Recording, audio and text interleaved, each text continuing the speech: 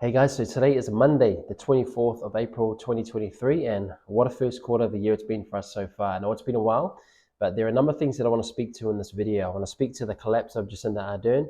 I want to speak to what's ahead for us as a nation, and I also want to give an invitation and make an announcement as well. But first of all, the collapse of Jacinda Ardern. So as a nation, we witnessed the collapse that we first spoke of in 2021. In fact, you can check it out here. Last night I had a dream where I saw myself asleep. In the dream, I was woken up suddenly by the sound of a stone flying through the air, and then I heard these words, "The sling has been released." The dream then switched scenes, and I saw the Prime Minister of New Zealand, Jacinda Ardern, collapse. I then woke up. In the dream, I knew the stone was headed towards the giant of deceit and evil that is influencing our current New Zealand government. Alright, good morning. So today is Thursday, the 24th of March 2022. Last night I had a significant dream, and in my dream I was visiting my old college, and Jacinda Ardern was the principal and Mr. O was the DP. And then Mr. O randomly whispered to me and he said, "Jacinda is moving to Japan." And then I saw papers on a desk and it had a resignation date on it, and it also had the numbers 22. I'm pretty certain I saw April, but I can't quite recall.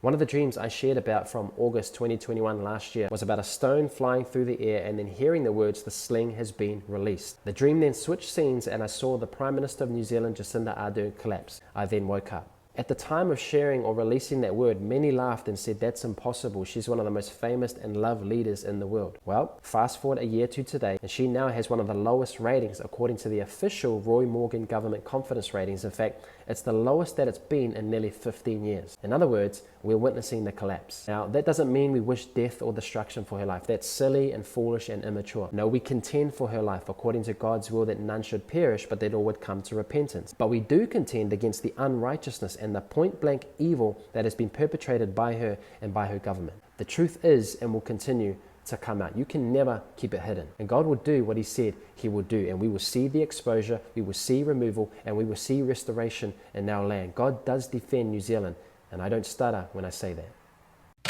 According to the official Roy Morgan government confidence ratings, Jacinda Ardern has plummeted to the lowest rating ever recorded. Not only that, she has the highest percentage ever recorded of New Zealanders who believe this government is going in the wrong direction. So the tide has absolutely shifted, and we are witnessing a collapse, and we will see redemption and restoration in our land. Good evening. The Prime Minister has announced her resignation.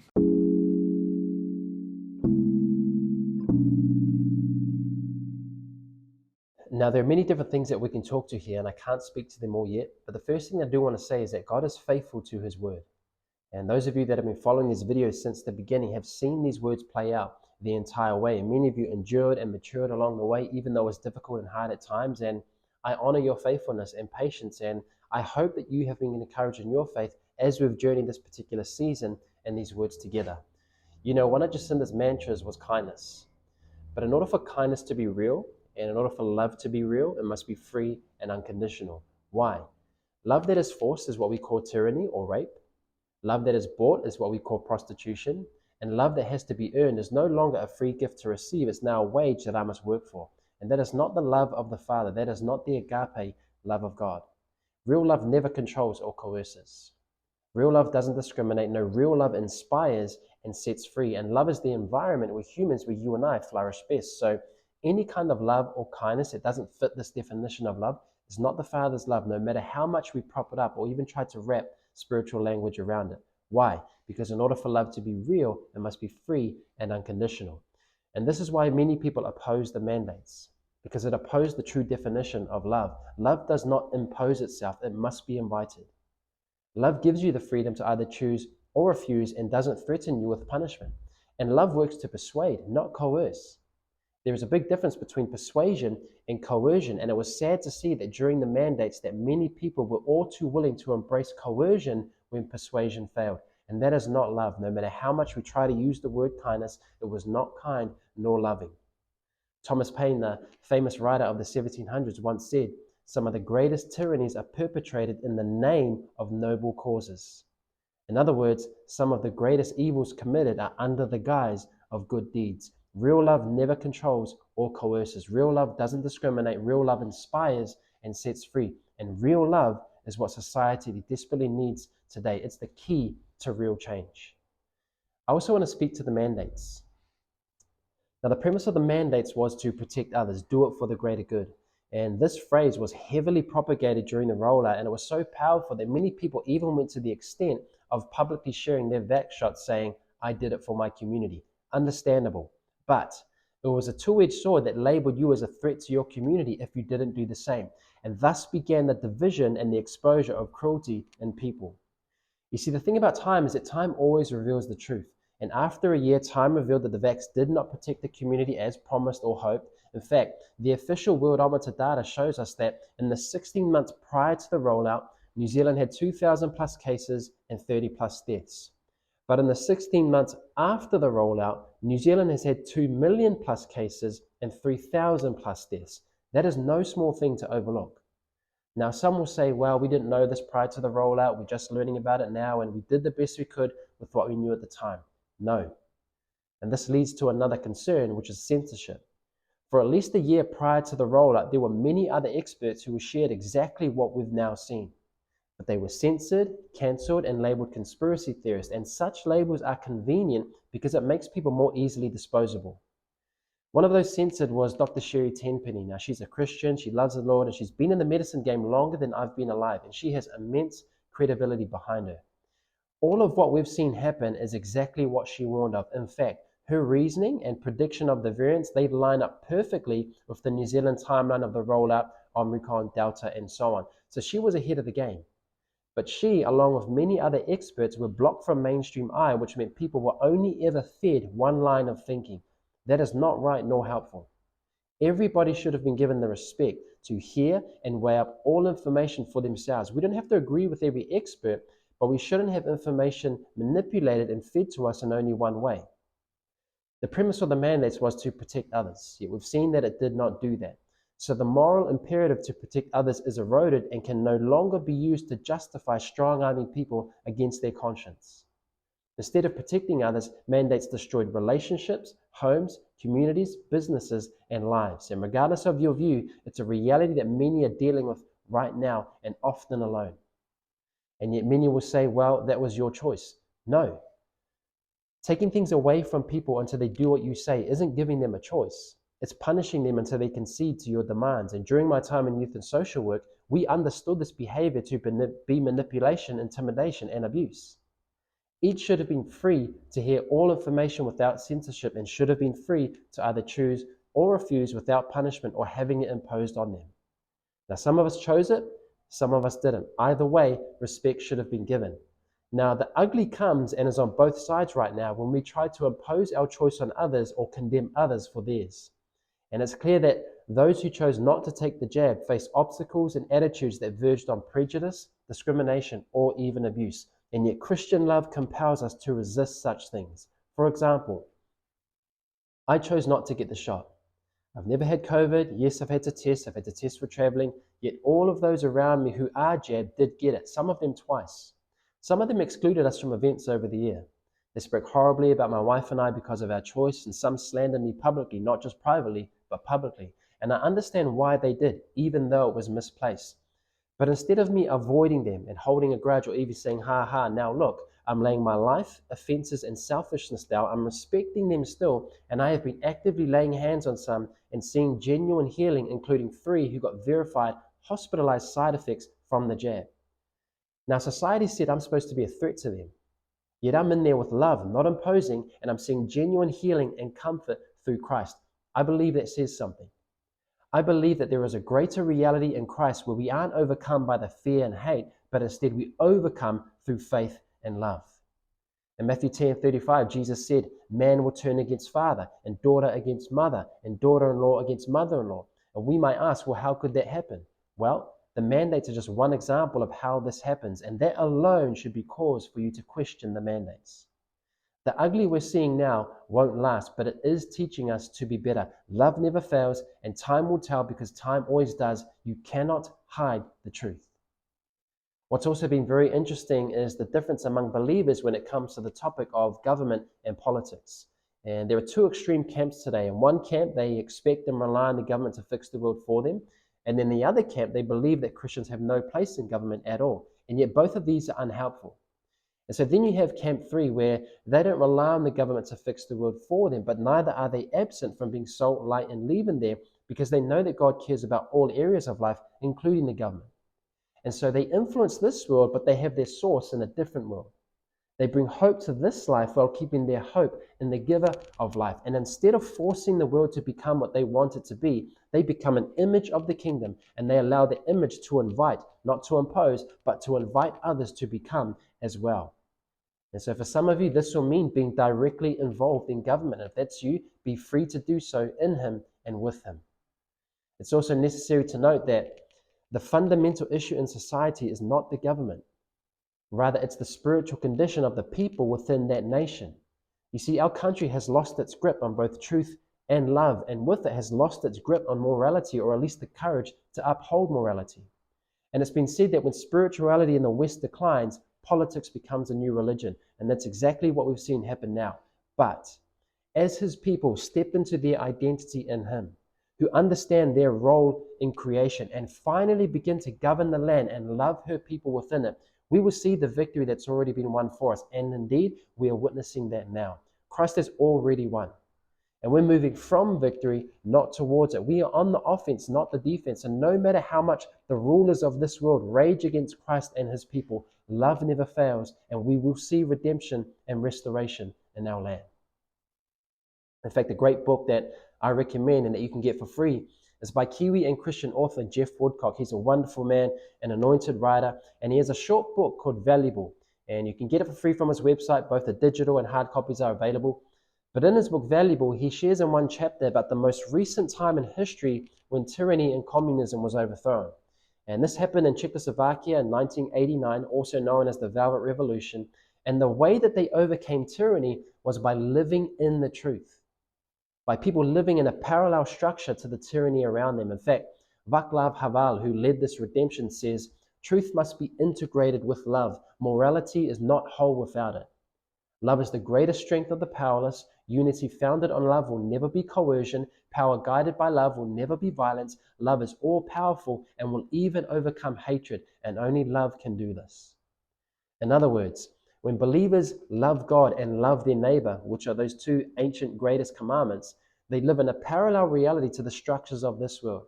And they become an image of the kingdom, and they allow the image to invite, not impose, but to invite others, and ultimately they overcome and transform the culture of this world. And they do it by simply living in the truth, living in love, living in unity with God and with people, just as Jesus taught us. That is the simplicity, that is the wisdom, and that is the power of the gospel, and we are all called to this reality. And so it's critical that we do not succumb to the fear of the world, but rather that we see things through a spiritual perspective. Know this: God is not reacting to an advancing enemy. Rather, the enemy is reacting to an advancing God, and the outcome of this has already been settled. God wins.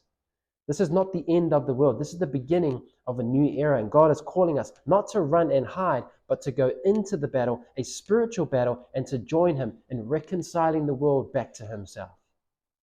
So what's ahead for us as a nation? Firstly, what's ahead for us as a nation is good, but it won't all be dressed up in the way that we expect. Discernment and having eyes to see and ears to hear will be the key, as it always is. Unfortunately, many will be tempted and have already chosen to see this current situation either through the lens of history or through their knowledge of the enemy's agenda. And too many seem to have more faith in the enemy's plan for destruction than they do in the Father's plan for redemption. And they're more concerned about a world that is perishing than a kingdom that is expanding. You see, many have been so beat up these past few years that hope has become this foreign or even a heresy to them. And it's such a shame, because believers should be the most hope-filled people on the earth. We're not ignorant of the enemy's devices, as Paul says, but we're also not absorbed or distracted by them. We keep our eyes on the things above, not below, Colossians 3:2, and we have our gaze fixed on the King of glory. And so what is ahead for us is good, but it will take eyes to see and ears to hear in order to see it. Secondly, what we will see, especially these next 3 years, is a more open demonstration of the supernatural. Things like healing, deliverance, miracles.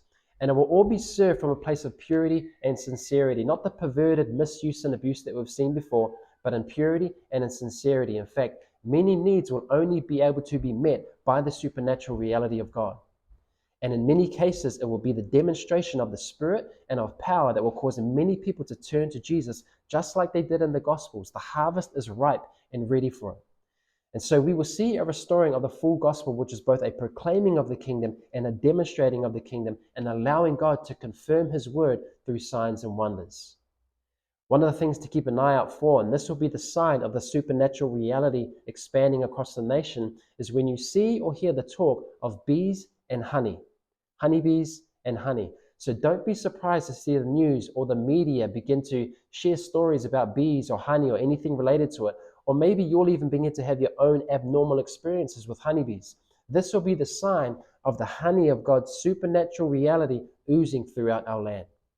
So if you've been stirred in recent times regarding healing the sick or deliverance or walking in the supernatural reality of God, then take this to the Father and talk to him about it for yourself. I'm also planning to do some online workshops on this stuff, which I'll talk about in a moment. But what's ahead for us is good. Keep an ear out of the talk of bees and honey, and also don't be surprised to see a rapid increase in exposure where sobering truths about certain topics, high-profile people, or even the church come out quicker and quicker. Remember, if we're wanting to remove the injustice or the corruption or the unrighteousness in our land, and yet those things are woven into the various fabrics of our land, like government or health or education or even the church, then we shouldn't be surprised if some of those structures come down in the shaking. Some of them will have to come down in order to purge out the unrighteousness that has been woven into the fabric of those structures. In fact, there already is, but there will be major sifting and shaking within the church due to the apathy, the compromise, and even the perversion that is very much alive in the church, and it needs to be purged out. As we said in 2021, it's exposure first, then removal, then restoration, because you can't remove what is not yet exposed. I want to leave you guys with 3 practicals. The first one, integrate truth with love. Integrate truth with love. We know that there is a war on truth today. And it's not just happening in the world, it's also rampant in the church, which has led to much compromise and perversion. Christians who affirm sexual immorality, Christians who affirm abortion, Christians who make the Bible say what they wanted to say and make a God in their own image. In the church, there are 2 extreme camps. On one side, you have harsh legalism. On the other side, you have harmful liberalism. And liberalism meaning love without truth, legalism meaning truth without love. That's how I'm using those terms here. But truth without love is brutality. And love without truth is hypocrisy. And both legalism and liberalism lead to the same destructive outcomes. In between these, though, is love, or agape love, where both truth and love are integrated. And it's not just the balance of love and truth, it is fully love and fully truth. They're 2 sides of the same coin. Morality is not whole without both. Renowned minister Joe Campbell says, "Today we often see a call for tolerance, empathy, and justice in the name of love, but too often we disconnect these calls from truth. Yet without truth, we don't know how to love people." He later continues and says, "If you ignore truth or refuse even to consider what it may be, you may not only fail to love, you may wind up causing great harm." Truth teaches us how to love, and love brings the truth to life. This is not an either or, it's both. God is love as well as truth. So refuse the harsh brutality of legalism and resist the harmful perversion of liberalism, and immerse yourself into agape love, the very being of the Father. And this leads nicely into the second practical, which is intimacy. Intimacy is getting alone with the Father with no other intent except to know him. Why is this important? Because truth and love are not just concepts. They're not just principle-based, they're relational-based. Why? Because truth is a person. Love is a person. And you only get to know a person through intimate relationship with them. So knowing the truth without encountering the person of truth may still be truth, but it will never be life to you. It will never be reality to you. And it's in the place of intimacy that we get to know the person, not just know about him, and it's where we finally receive life. And we are in an hour where we cannot afford just to know about him, we must truly know him. Casual Christianity will cause casualties, but intimacy and the fruit that comes from that place will cause eternal impact. Thirdly and finally, step into the supernatural. Step into your inheritance. Step into the power of the Spirit. The world is ready for an authentic encounter of the kingdom, and we have the privilege to both proclaim and demonstrate it. So again, integrate truth with love. Morality is not whole without it. Pursue intimacy with the Father. Really get to know Him, not just about Him. And number 3, step into the supernatural. One way that you can do this is by joining our new online School of Intimacy. Here's a promo.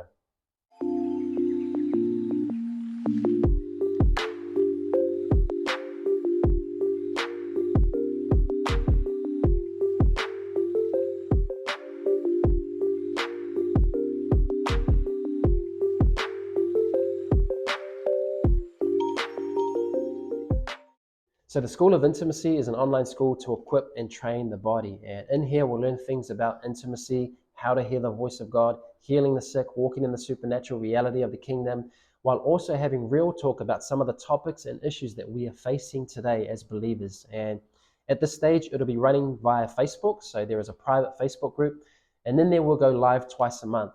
The first live will be some sort of teaching or training. And then there'll be a week or 2 of practical application. Then we will come back for a live Q&A where all the things we heard and applied, we can go deeper on, answer questions, and also share our experiences. I'll also share some of the behind-the-scenes stories and deeper insights into some of the prophetic words and videos that we've been sharing this past year as well. Alongside that, there will also be one-on-one mentoring opportunities at various times throughout the year. So if you'd like to join us, we'd love to have you. You can do so now, and I'll pop the link below. It's $10 per month. And we're kicking off our first live on Wednesday, the 3rd of May. So jump in now. No doubt it'll evolve and change over time, but let's go and grow together. So come join me in the School of Intimacy. As always, guys, this is one of the greatest hours to be alive for Christ. And what a privilege it is that you and I are here in this time. You are not here by accident. You have been purposed by God to be here in this time for a purpose. And I'm standing with you all. We will see restoration in our land, and New Zealand's best days are still ahead for it. God does defend New Zealand. I love you guys. I'm praying for you guys. Jesus is King.